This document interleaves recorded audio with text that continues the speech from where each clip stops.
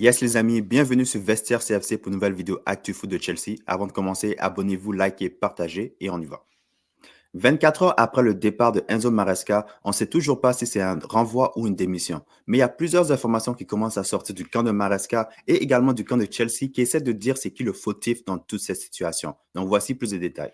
Certaines sources ont indiqué à The Athletic, donc un média américain, que Maresca avait démissionné de son poste d'entraîneur. Mais des sources au sein du club affirment que la décision a été prise par Chelsea.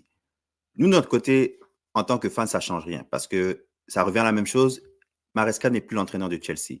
Mais du côté de Maresca, s'il a quitté, ça veut dire qu'il a laissé beaucoup d'argent sur la table, ce qui veut dire qu'il était vraiment fatigué de la situation à l'interne. Ou s'il s'est fait virer, ça veut dire qu'il est parti quand même avec un montant pour le temps qu'il a passé avec Chelsea. Donc, on ne va pas le savoir. Peut-être dans quelques jours, on va savoir si ça a été un renvoi ou une démission. Mais moi, d'après moi, je pense que Maresca, il était juste fatigué et il voulait partir. Ça a également été rajouté que selon certaines sources, Enzo Maresca serait secrètement ravi que tout soit terminé. Et certains pensent qu'il cherchait à quitter Chelsea malgré ses affirmations selon lesquelles il aimait l'équipe et les supporters. Également, le camp de Maresca estime que la direction intervenait dans ses choix de composition d'équipe. Combien de fois, les amis, on s'est assis ici puis dire, mais Maresca, il fait quoi avec ses changements? Il fait quoi avec ses 11 de départ? Honnêtement, dans toutes les informations, si je dois croire quelqu'un, je vais croire le camp de Maresca. Parce que le nombre de fois qu'on a vu des changements très questionnables, le nombre de fois qu'on a vu des 11 de départ très questionnables, avec des joueurs qu'on sait qui n'ont pas le niveau de Chelsea. Et on se demande, Maresca, c'est quoi qu'il fait? Et après, des fois, il sortait après certaines conférences de presse et puis il dit, je m'excuse d'avoir fait ci, je m'excuse d'avoir fait ça. Parce que c'est lui qui prend responsabilité à la fin. Même si tes dirigeants te disent, ouais, moi, je veux que tu joues ce joueur-là, je veux que tu fasses jouer ce joueur-là. Si on ne gagne pas le match, devinez c'est qui qu'on va aller critiquer à la fin? C'est Maresca. Donc, c'est vraiment logique qu'à un moment donné, il était fatigué de prendre toutes ces critiques et il a décidé de laisser tout cet argent sur la table parce qu'à la fin de tout, ta paix d'esprit, c'est ça qui vaut la peine. Tu vois, il n'y a aucun argent qui vaut la peine pour avoir un bon état d'esprit ou ta santé mentale du moins. Tu vois, parce que c'est un emploi stressant être entraîneur de Chelsea. C'est vraiment très, très difficile d'être un entraîneur dans un club comme Chelsea. Surtout si tu ne gagnes pas. Parce que tout le monde se transforme en entraîneur. Après le match, là, nous tous, on se transforme en entraîneur et puis on critique Maresca. Ça a également été confirmé, il n'y a pas eu d'adieu de la part de Enzo Maresca dans le vestiaire de Chelsea après le match nul contre Bournemouth. Selon certaines sources, l'Italien s'est changé et parti sans adresser un seul mot à ses joueurs. Donc lui était vraiment fatigué. Il était vraiment fatigué. Je pense que quand j'ai vu la nouvelle comme quoi Enzo Maresca, il n'était pas au point de presse d'après-match, je savais que c'était fini. Je le savais que c'était fini pour lui. Parce que la façon dont il parlait il y a les dernières semaines et aussi qu'est-ce qui se passait sur le terrain, c'est une question de temps avant vraiment que Enzo Maresca il quitte Chelsea. Avec le départ de Enzo Maresca, Chelsea aurait déjà trouvé son nouvel entraîneur pour le remplacer. Voici plus de détails. Liam Rosseignor devrait bien être le prochain entraîneur de Chelsea. Les directions sportives de Chelsea et Strasbourg ont intensifié leurs discussions ces dernières heures. Liam Rosseignor est la priorité du club londonien. Chelsea devra payer une indemnité de transfert à Strasbourg. En effet, Blueco, actionnaire des deux clubs, ne souhaite pas que le club alsacien soit trop perdant. Vous avez vu qu'est-ce qu'ils font? Ils chamboulent la saison de Strasbourg aussi. Ils chamboulent la saison de Strasbourg aussi.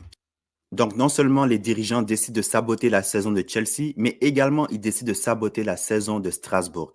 De son côté, Rosseignol avait ceci à dire à son point de presse d'avant-match.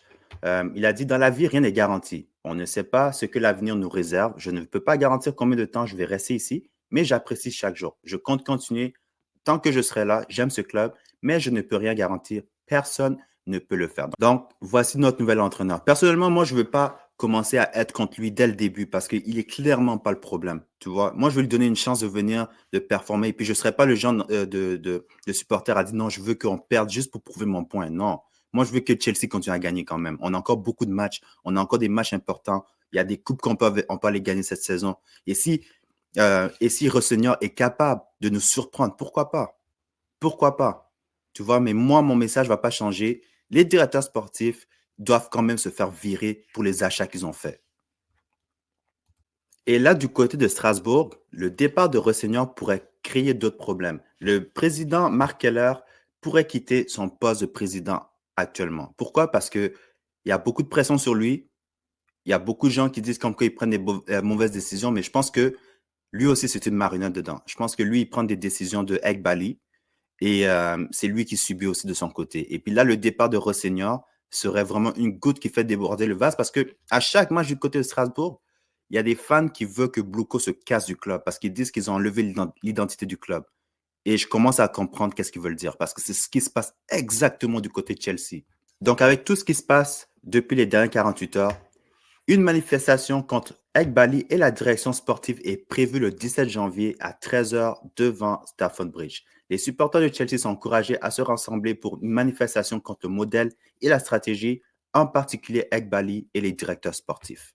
Donc, si vous êtes à Londres le 17 janvier, les gars, n'oubliez pas d'aller à Stamford Bridge pour vous faire entendre. Okay? Mais moi, ce que je veux surtout dire, c'est vrai que la manifestation, ça peut aider. Mais je pense que dans cette situation-là, qu'est-ce qui fait la différence aussi? Il faut que les fans, on touche aux poches des dirigeants. Ce qui veut dire, il faut arrêter d'acheter les billets. Il faut arrêter d'acheter les marchandises au stade et tout ça. C'est ça qui fait que ça touche les poches des investisseurs. Parce qu'il y a des investisseurs. Il y a des investisseurs qui ont acheté à Chelsea. Leur but, c'est de faire de l'argent. Ils s'en foutent du football. Et s'ils voient qu'ils commencent à ne pas faire d'argent, c'est là qu'ils vont commencer à penser une alternative parce qu'ils ne veulent pas perdre de l'argent. Personne ne veut perdre de l'argent quand tu investis. Donc, c'est la même chose avec eux. Donc, je pense que c'est vraiment la solution pour essayer de vraiment les sortir du club. Donc, dites-moi si vous avez d'autres solutions dans les commentaires. Je suis vraiment curieux de vous lire.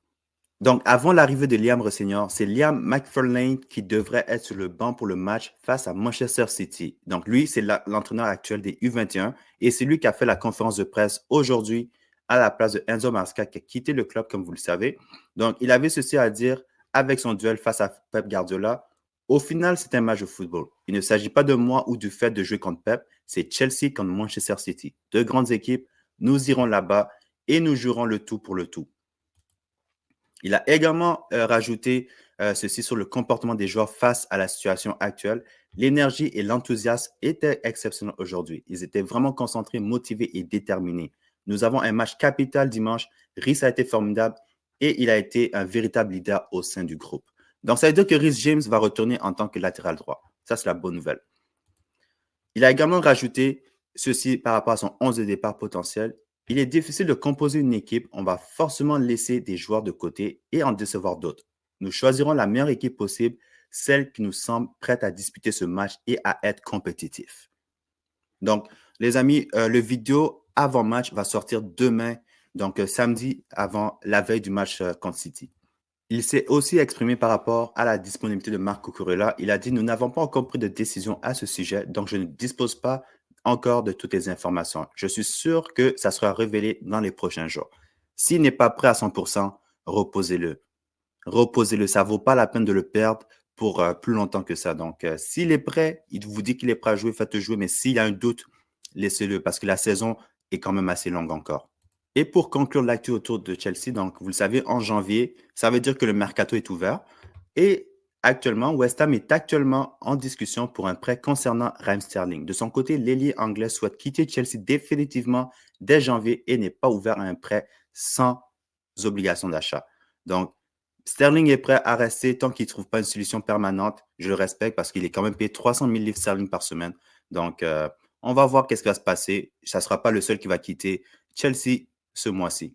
Donc, les amis, ceci fait le tour de l'actu autour de Chelsea. Donc, dites-moi qu'est-ce que vous pensez par rapport à tous les commentaires qui sortent du camp de Maresca et également du côté de Chelsea. Qui vous pensez qui a raison dans toutes ces sagas? Également, abonnez-vous, likez, partagez et on se retrouve dans une prochaine vidéo.